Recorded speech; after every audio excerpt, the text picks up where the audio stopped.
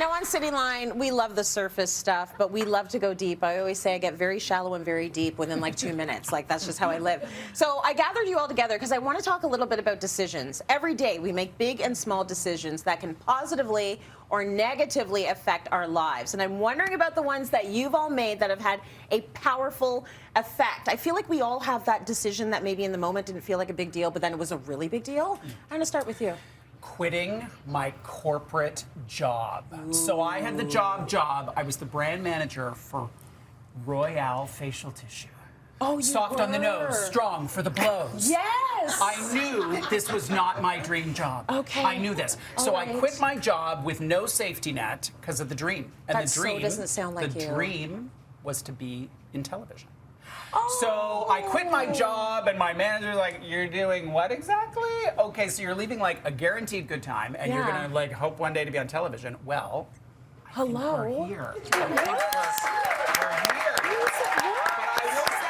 So I think I also credit that decision for my marriage. Okay. Because I never would have attracted such an extraordinary human as Dennis is if I had a job that I hated.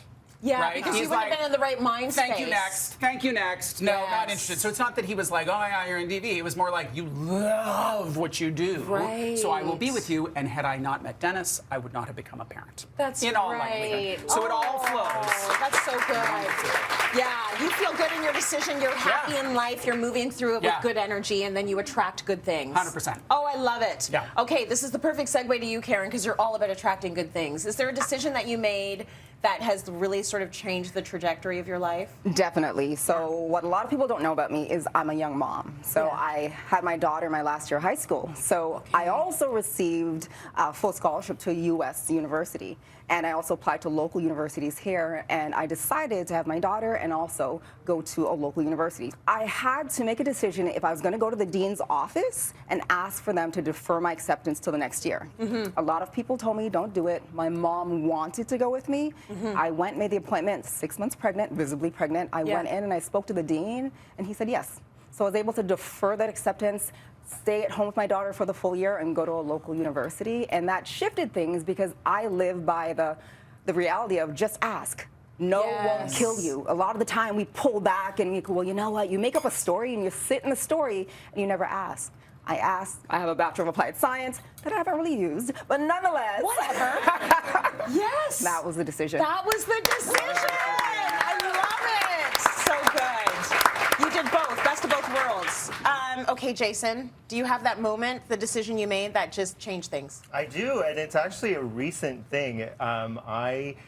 For many years, I had been asked by people and my agent, when are you going to write your cookbook? When are you going to do it? And for so many years, the answer was always, that's not for me.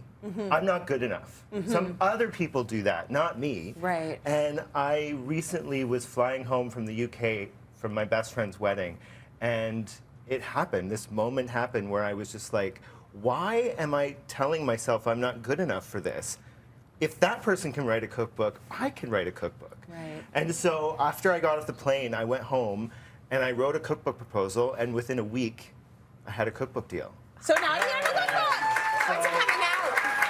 Spring of 2024, so Amazing. in a year from now. But it just taught me to just believe in myself. I know it's really easy to say that, but to do it, you know, it really made a difference. Amazing. Bryce, we got 1 minute left. What's the decision? Believe it or not, Jason made me this drink. It's called The Last Word, so it's very fitting. So, I'll tell you, I was on this trajectory to doing clinical psychology, and I was taking outpatient and all kinds of care of certain patients, inpatients, outpatients at Queen Street Mental Health Center before they amalgamated with the Clark and became what we know now as the CAMH, a world-renowned institute. But I was doing some deep dive into the barracks of the library, trying to find some literature, and I came across these files, old files from the 50s, this is back in the 90s.